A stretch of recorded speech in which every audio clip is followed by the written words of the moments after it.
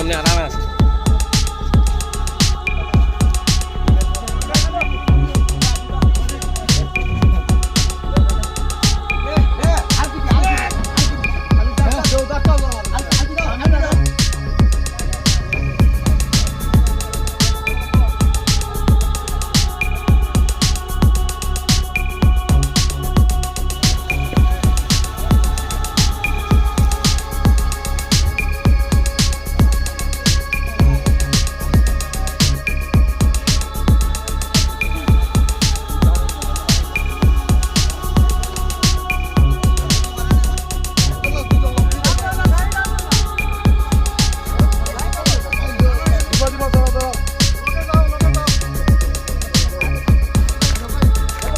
পর্যায়ে এখানে কদমতলার 6 নম্বর ওয়ার্ডে কিছু কাঠ আছে, তো আমরা সেই অনুযায়ী আমাদের স্টাফ নিয়ে আই এবং আসার পরে এখানে কিছু কাঠ পাই। তো আমরা সিজ করছি আনুমানিক 70 CFT কাঠ হবো, যার বাজার মূল্য প্রায় নিয়ার অ্যাবাউট 1 লাখ টাকার মতো আছে।